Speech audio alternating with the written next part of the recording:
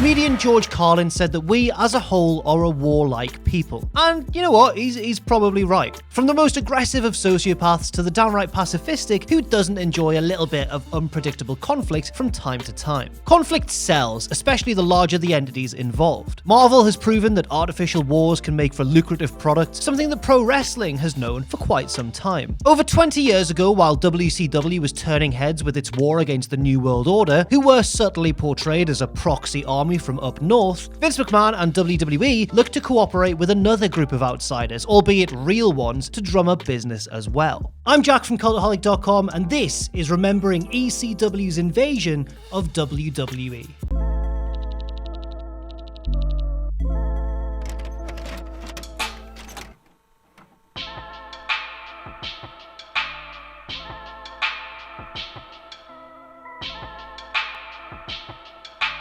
In the summer of 1996, WWE was getting a pretty good view of WCW's backside in the pro wrestling foot race. What had been a fairly neck-and-neck battle in the weekly Monday Night Wars turned very swiftly once Scott Hall and Kevin Nash fled the McMahon compound for greener pastures south. Portrayed as high-ranking mercenaries in the invading NWO, the Outsiders, along with turncoat Hulk Hogan, made Monday Nitro must-see television. Meanwhile, on the long-time institution that was Monday Night Raw, Stone Cold Steve Austin was the lone standout on a battlefield of smiling baby faces, lame occupational gimmicks, and an otherwise kid-friendly product that even a 9-year-old knew was beneath their tastes. WWE was nothing like ECW, which had set up shop in Philadelphia 4 years earlier. In August '94, the E in their branding went from Eastern to Extreme, and ECW soon became an absolute cult hit. Tape traders could not wait to get their hands on the latest exploits of the cane-swinging Sandman, the death-defying Sabu, the line-crossing Shane Douglas, and so many other misfit wrestlers that didn't line up with the ideals of sanitized pro wrestling. Under Paul Heyman's visionary eye, ECW changed the way fans look at pro wrestling, and as the promotion reached more eyeballs, the more aging fans cast sideways glances at the technicolor circus that was stale WWE.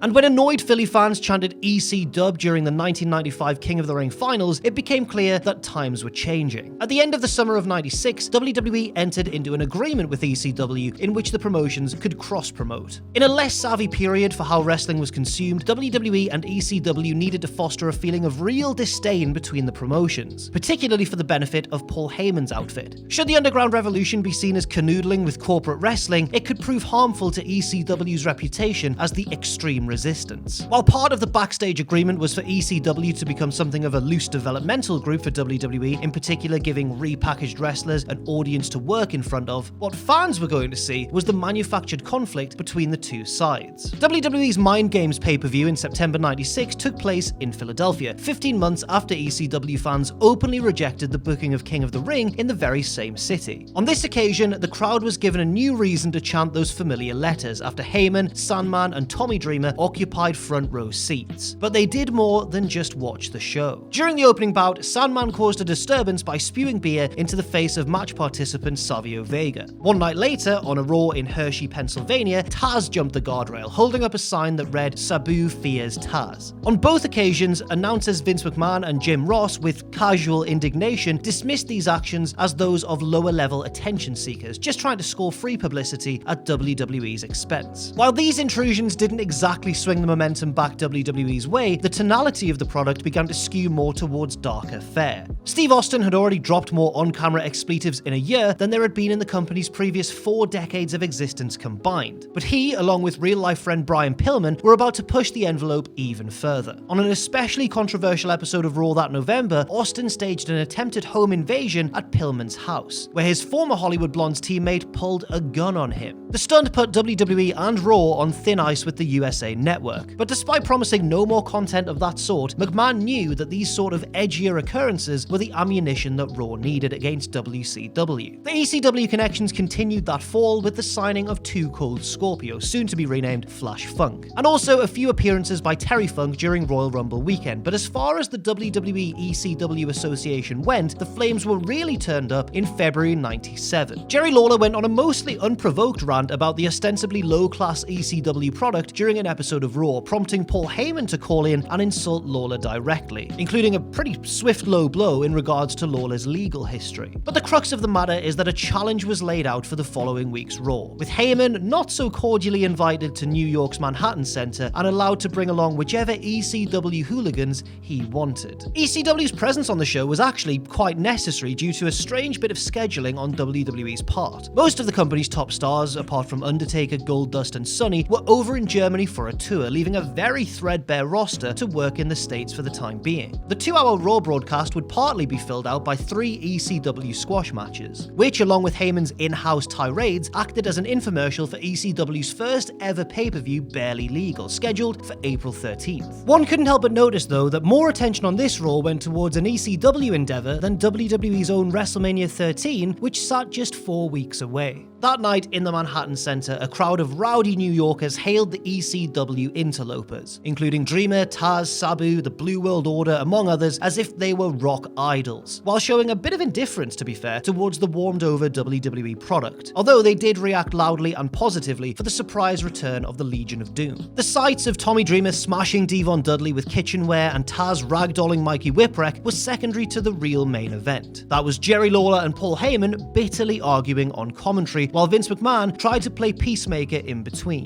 While not exactly 5 stars in the wrestling department, it was certainly the most interesting episode of Raw in quite some time. In the fallout, however, WWE remained distantly behind WCW, losing to Nitro on the night by more than half a ratings point. The only quarter hour of Raw that beat Nitro featured ECW action, in which Stevie Richards wrestled Little Guido. Additionally, McMahon, the lead voice of the broadcast, seemed pretty clueless towards the ECW talents. He got Mikey Whipwreck's name wrong and demonstrated that he had no idea who the Sandman was when the former multi-time ECW champion made his run-in. If that made ECW look inferior, WWE didn't exactly come off as cool when Heyman asked the crowd, "Man, has this show sucked without ECW or what?" and received unanimous affirmation as his answer. Mixed results aside, the collective continued into the debut of the Raw is War concept on March 10th, 1997. Before 7,500 fans in Worcester, Massachusetts, Lawler was again presented as an agitator to Heyman and his cadre of ECW followers, which weirdly presented ECW as the babyfaces in this scenario. And to be fair, to WWE's credit, Lawler was the only wrestler from their side seen spouting off against the popular super indie. So any heat towards WWE gravitated instead towards the King. In a rather memorable moment on that night, Lawler began jostling with Taz, and the two narrowly avoided a stampeding Sabu who went through a table in his bid to maybe take out both men, albeit for different reasons. ECW Barely Legal came and went that April, purchased by a little more than 100,000 households who witnessed a little bit of everything from the ECW smorgasbord. Most controversial, however, was the appearance of Rob Van Dam, who was apparently on his way out of the company, following in the footsteps of the Jerichos and Guerreros and Mysterios of the world. After Van Dam polished off Lance Storm, he later helped Sabu assault Taz, which solidified his heel turn under chants of "You sold out." At one time, Van Dam looked bound for WCW, but Heyman had a curious idea for RVD that would involve the ongoing WWE partnership. On the May 12th episode of Raw, Van Dam showed up as a protege of Jerry Lawler's, dismantling a teenage Jeff Hardy in a veritable squash match. RVD's heat with the ECW fans helped cast Mr. Monday Night as an egomaniac who openly believed he was far too good for the Philly-based promotion, and echoed Lawler's own sentiments about the company. Van Dam later revealed that Heyman presented him with the idea of somehow appearing on Nitro without a contract, then jumping over to Raw to portray himself as the me-first freelancer that sought the best deal for himself. Somewhat unsurprisingly, the WCW part of the idea would not come to pass, so Van Dam's options were to crisscross between Heyman and McMahon. After a brief period away to sell his exit from the company, Van Dam re-emerged at WrestlePalooza on June 7th, 97 at the ECW arena. Moments after Tommy Dreamer sent Raven packing for WCW in an emotional loser leaves town brawl, Van Dam attacked the company's heart and soul, but he didn't do so alone. Sabu also got involved in the skirmish, and finally, Lawler himself appeared before the wild Philly crowd. The atmosphere grew riotous as Van Dam and Sabu violently took down a rapidly emptying locker room of ECW soldiers. Finally, they were ran off by Taz, and suddenly, one of wrestling's most unlikely wars was being fought on 2 different battlefronts. Van Dam continued his appearances on WWE programming, defeating former ECW rival Flash Funk 2 nights after the explosive incident with Lawler at the arena. In the aftermath, both Lawler and RVD were jumped by Heyman and Dreamer, who a short while earlier was shown in the crowd practically gnashing their teeth at the idea of revenge. At the Shotgun tapings the same night, a tag match pitting RVD and Lawler against the Headbangers ended in a no contest when Dreamer jumped RVD. A week later, a rematch between the two teams as part of a tournament to crown new tag team champions saw the Headbangers win after the Sandman attacked Lawler with his Singapore cane. Two pay-per-view matches appeared to be in the offing. One, which did take place, matched Dreamer up against Lawler for ECW's Hardcore Heaven on August 17th in Fort Lauderdale. Another was tentatively penciled in for SummerSlam on August 3rd, in which Dreamer and Sandman would face Van Dam and either Lawler or Sabu. In the aftermath of Lawler's headline-generating appearance at the ECW arena, there seemed to be plenty of juice in the angle to satisfy pay-per-view bouts for two separate promotions. But after June 23rd, the WWE half of that equation wasn't going to get any sort of satisfactory resolution, because it was that night at Raw is War in Detroit that Sabu went to a no contest with Flash Funk, a man that a year earlier he'd gone to a draw with at ECW CyberSlam 96. But that was Too Cold Scorpio, not the underpushed Flash Funk, and Sabu wasn't even permitted to really beat him. And the booking problems continued because Van Dam, meanwhile, refused to even work his match, in which he was going to lose via DQ to Double J Jesse James, the not yet Road Dogg who hardly ever beat anyone at the time. After conferring with Heyman, the ECW contingent walked out on WWE that night, bringing a premature end to that half of the storyline. In ECW, however, Lawler continued to instigate in subsequent appearances, even finding additional help from the likes of Jim Cornette in a one-time appearance, and also Rick Rude. Rude was an ECW regular at the time who double-crossed Dreamer and Sandman at Heatwave in July. At Hardcore Heaven, Dreamer outlasted Lawler in a match with several WWE-oriented run-ins, including from Rick Rude, Jake Roberts, and even Sonny. After Dreamer finished Lawler off, the war was effectively over, the underdog promotion declaring victory. Not that that hurt WWE in any way, because McMahon's promotion simply moved on with their own storylines and no ECW to be seen. As for ECW, despite their declaration of victory, the company tried to squeeze more out of the us versus them angle. They cobbled together a rather uninspiring WWE faction consisting of McMahon contracted talents in Doug Furnace and Phil LaFon, as well as developmental wrestlers Darren Drozdov and German bodybuilder Brackus. But the angle never ascended to being the company focus, although Van Dam did go to a no contest with Dreamer in an ECW versus WWE flag match at the 1997 November to Remember. Following that bout, Van Dam all but disassociated himself of any storyline tethered to WWE, focusing more on being the whole effing show that was on his way to becoming ECW's top star. WWE, meanwhile, was in a much different place than when their association with ECW began. The cartoonishness of the fading new generation era was scrubbed out in favor of a more hard-nosed playbook that became what we know as the Attitude Era. ECW was breaking all the rules on the small scale, and WWE, with Austin at the forefront, began rewriting the template of what a mainstream wrestling promotion could and would do in order to satisfy its audience. WWE may have lost the scripted war to ECW, but that was hardly important. What was important was the ongoing reinvention of WWE, the extreme makeover that changed the entire scope and perception of the company from that point forward. So really,